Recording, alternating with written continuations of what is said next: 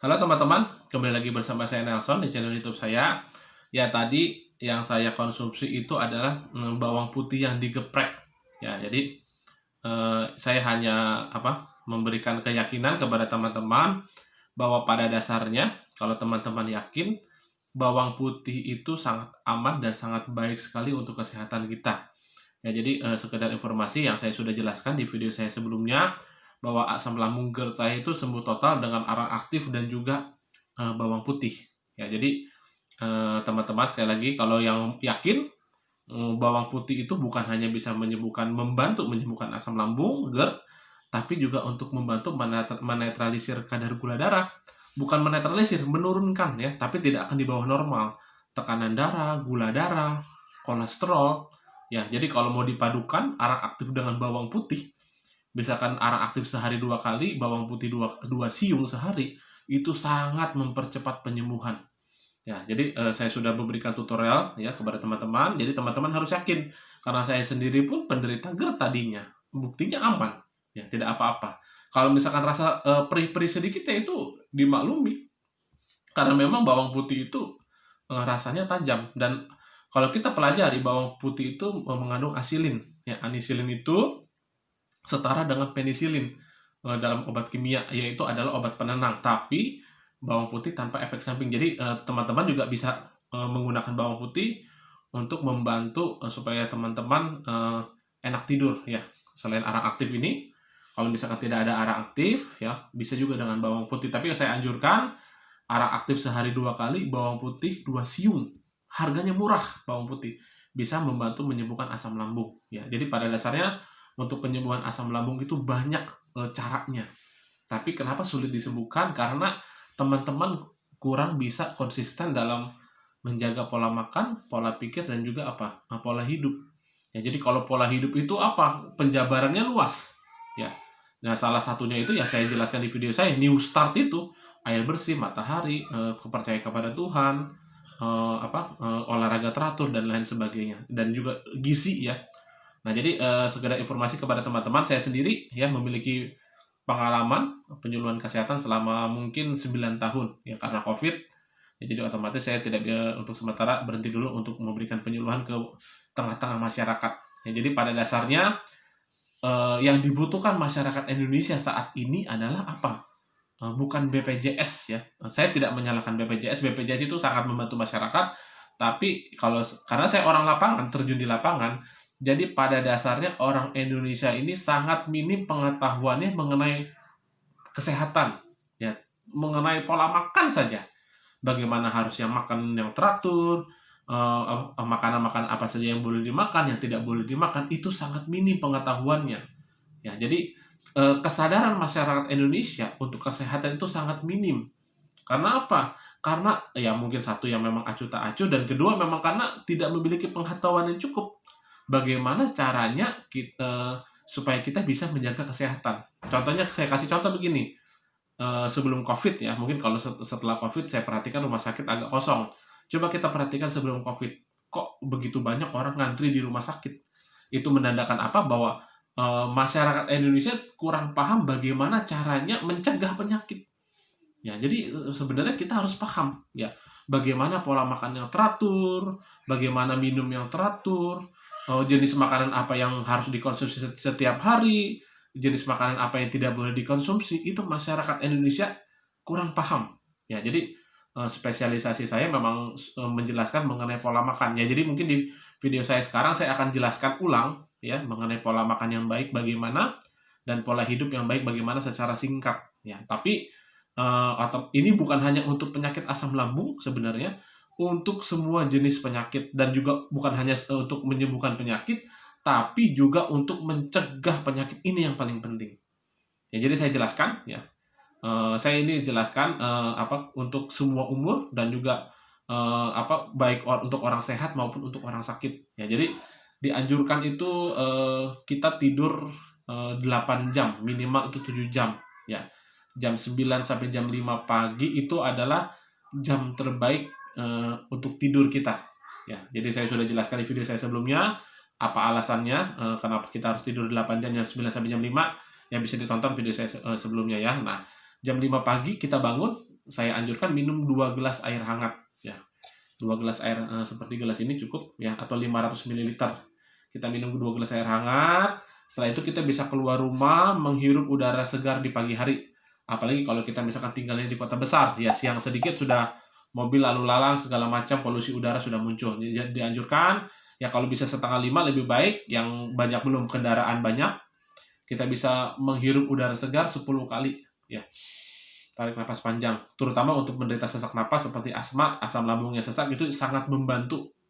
Selain melatih otot diafragma, juga membantu pernafasan kita supaya tetap lancar, supaya tetap lancar, supaya paru-paru kita betul-betul terisi apa? Udara yang bersih di pagi hari. Dan sangat dianjurkan, nah jam 7 itu paling telat sebisa mungkin kita sudah makan. Ya, jadi misalkan kita jam 5 atau jam 6 bangun menghirup udara segar, jam 7 itu jam yang paling baik untuk makan. Ya, jadi sangat dianjurkan pagi hari ini makannya yang paling gizinya paling komplit. Ya, jadi orang kalau sarapan kadang kan hanya roti, hanya minum kopi, itu aduh bisa dibilang sangat berbahaya sekali. Nah, jadi sangat dianjurkan bangun tidur itu pagi kita makannya harus nasi. Ya, kalau untuk lebih baik lagi nasi putih itu pada dasarnya nilai gizinya sudah berkurang.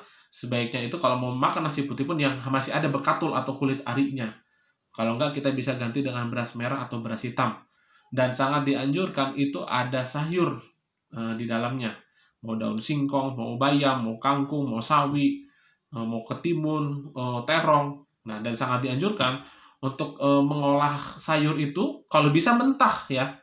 Jadi pada dasarnya kalau bisa mengolah, jadi semakin mentah, semakin sederhana sayur itu kita olah, nilai gizinya makin komplit. Walaupun misalkan mau direbus, itu saya anjurkan hanya setengah matang. Jadi caranya itu mendidihkan air, setelah mendidih, masukkan sayurnya, tutup 1-2 menit 3 menit, kita langsung bisa konsumsi. Jadi jangan terlalu lama direbus sampai lembek. Pada dasarnya itu vitaminnya sudah hilang, nutrisinya, mineral-mineralnya sudah pindah ke air pada dasarnya. Nah, kita makan, saya anjurkan tempe tahu lebih mendominasi untuk protein kita. Ya, kacang-kacangan. Saya anjurkan pun kalau lebih bisa, kalau memang teman-teman bisa, vegetarian. Jadi menjadi seorang vegetarian itu sudah diteliti lebih sehat dibanding orang yang pemakan daging. Jadi saya sendiri vegetarian ya, sudah lama sekali. Nah, jadi dan saya rasakan memang tidak makan daging itu karena memang saya dari lahir ya bisa dibilang tidak makan daging. Jadi dan saya rasa memang badan tuh lebih enteng seperti itu, lebih sehat. Jadi saya anjurkan kalau misalkan pun mau makan daging itu dipilih daging yang tidak berlemak dan sekali-sekali saja. Ya, jangan menjadi menu kita sehari-hari. Yang namanya daging, ikan, ayam itu jangan jadi menu kita sehari-hari. Sebisa mungkin tempe tahu lebih sering. Jadi tempe tahu itu jangan digoreng. Jadi saya anjurkan mau sakit asam lambung atau tidak, saya anjurkan diminimalisir yang namanya makan yang digoreng. Sebaiknya itu dipepes, direbus atau dipanggang boleh. Ya, jadi misalkan nasi merah, sayur, tempe dan tahu mau dipepes terserah boleh. Nah, jadi makan secukupnya, jangan terlalu kenyang, tapi agak banyak nggak apa-apa di pagi hari. Kenapa? Karena aktivitas kita kan paling banyak di pagi hari sampai siang. Ya, jadi kita makan porsinya, tapi jangan terlalu kenyang otomatis karena itu tidak baik ya. Nah, setelah kita makan jam 7 pagi, nah baru boleh kita minum itu jam 9 pagi. Nah, jadi pada dasarnya kalau kita makan itu, ini penting. Padahal di pelajaran SD sudah diajari sama guru kita. Makan dikunyah 32 kali. Ya, jadi dianjurkan, kenapa makin banyak penderita asam lambung sampai saat ini? Karena nggak dikunyah kalau makan. Ya, jadi makan dengan tenang, tidak terburu-buru, dikunyah halus supaya makanan kita itu tercampur dengan enzim. Ya, ada berbagai macam enzim di air ludah kita atau air liur kita, amilase, petialin dan lain-lain. Itu fungsinya atau untuk mempermudah lambung mencerna makanan. Ya, jadi kalau kita kunyah halus, selain teksturnya pun jadi lembut, melatih gigi, otomatis lambung kita tidak terlalu bekerja berat. Karena apa? Makanan kita sudah bercampur dengan enzim pencernaan yang ada di mulut. Ya, seperti itu. Nah, kalau kita selagi makan minum, ya sama saja kita menghilangkan fungsi air ludah. Ya, dan otomatis lambung kita bekerja 2 kali karena fungsi lambung itu menyerap air dulu. Setelah dia menyerap air, baru dia akan menyerap makanan padat. Makanya kalau kita makan sambil minum itu pada dasarnya memperberat kerja lambung. Dan kalau kita makan pun jangan makan yang berkuah. Itu sama saja dengan kita makan minum. Ya kalau misalkan mau berkuah ya paling hanya untuk apa? Membasahi nasi lah. Tapi jangan sampai menggenang. Itu tidak bagus untuk lambung. Nah, 2 jam setelah kita makan, ya baru kita minum. Tadi kan pagi bangun tidur sudah ya 2 gelas. Nah, jadi jam 9 pagi kita bisa minum lagi 1 atau 2 gelas ini. Nah, ini 250 mili lah kira-kira. Nah, di antara jam 9 pagi sampai jam 11 siang, itu waktunya kita minum banyak. Ya, bisa misalkan jam 9 minum 1 gelas, jam 10 minum 1 gelas, atau jam 11 minum 1 gelas. Ya, terserah teman-teman lah bagaimana atur. Tapi intinya jam 9 sampai jam 11 siang itu waktunya kita minum banyak. Nah, jam 12 baru kita makan siang. Nah, jadi itu pun kalau misalkan kita rasa lambung kita masih agak rasa kenyang, jangan dipaksakan makan. Misalkan kita biarkan dulu 15 menit atau setengah satu itu tidak masalah. Tapi jangan di atas 6 jam. Jadi kalau udah di atas 6 jam, itu asam lambung kita akan meningkat. Jadi sebaiknya paling telat itu antara jam makan satu dengan yang kedua itu 6 jam paling telat. Tapi paling cepat 5 jam. Kenapa? Karena pencernaan lambung kita mencerna makanan itu 4 jam. Ya. Jadi kita biarkan lambung kita beristirahat 1 jam. Itu alasannya tidak boleh ngemil. Ya, jadi jangan makan di luar jam makan. Jadi kalau kita sudah makan jam 7 pagi, ya kita turuti makan baru di jam makan yang berikutnya, jam 12. Nah, sebaiknya makan siang itu dibuka dengan buah. Ya, jadi teman-teman baru boleh makan buah, apel, pisang, dan saya anjurkan buah yang paling sering dikonsumsi oleh orang Indonesia adalah buah asli orang Indonesia. Ya, pepaya, pisang, sirsak, nanas yang tidak ada musimnya. Tapi apel juga boleh, bagus, malahan sangat bagus. Apel, pir itu boleh, tapi tetap didominasi dengan buah yang asli Indonesia yang harganya tidak terlalu mahal tapi bisa menyehatkan. Dan kalau selagi kita makan buah, jangan dimakan bersamaan jam makannya dengan sayuran hijau. Jadi bayam, kangkung, sawi, ya sayur yang berwarna hijau tidak boleh dikonsumsi di jam makan yang bersamaan dengan buah. Ya, kecuali sayur yang tidak berwarna hijau, karena itu akan meningkatkan asam lambung, dan asam lambung tinggi otomatis akan mempengaruhi pikiran. Jadi sangat dianjurkan, misalkan kita pagi nih sudah makan sayur hijau, ya jangan buah. Berarti kita makan buahnya itu di jam makan siang. Nah, di jam makan siang, sebelum makan nasi, makan berat dengan lauknya, kita makan buah dulu sebagai pembuka. Nah, setelah itu, setelah kita makan buah, kita langsung lanjut ke makanan berat. Ya. Nah, setelah itu sama ya, baru kita boleh minum itu kira-kira 2 jam setelah makan siang. Jadi jam 2 sampai jam 4 itu ya waktunya kita minum banyak. Nah, jam 5 dan jam 6 paling lambat jam 6 kita sudah makan malam. Dan sangat dianjurkan makan malam itu hanya buah saja atau makanan-makanan ringan. Kenapa? Karena malam itu kan kita biasanya tidak beraktivitas banyak. Jadi otomatis kerja lambung kita tidak bekerja berat, dan pikiran pun kita tidak mimpi buruk. Jadi makan malam yang terlalu malam, apalagi penderita asam lambung, itu yang menyebabkan sering terbangun di malam hari, sering mimpi buruk, cemas, panik, itu karena makan malam yang terlalu dekat dengan jam tidur. Jadi selagi kita tidur, pencernaan kita masih bekerja, itulah yang menyebabkan kita sulit tidur. Nah, jadi minum pun sama, sebisa mungkin jam 7 malam terakhir kita minum. Kenapa? Karena itu akan mengganggu tidur juga. Kenapa? Kita akan mau kencing terus pada saat kita tidur. Nah, jadi itu ada beberapa clue, beberapa masukan lagi. Inti dari yang merusak kesehatan kita itu intinya adalah lemak, ya, lemak jahat atau lemak jenuh. Ya, lemak jenuh itu dari minyak, dari daging, ya, dari seafood, dari makanan-makanan cepat saji, santan, itu disebut lemak jenuh. Itulah yang menyebabkan berbagai macam penyakit.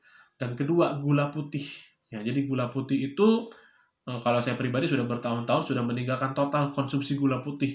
Jadi saya anjurkan kepada teman-teman tinggalkan gula putih, ganti dengan gula aren atau gula batu, boleh madu asli. Nah, itu atau gula jagung seperti Tropicana Slim itu boleh. Ya, karena pada dasarnya gula putih itu tidak bagus, bukan hanya untuk diabetes tapi untuk organ-organ yang lain pun gula putih itu tidak baik.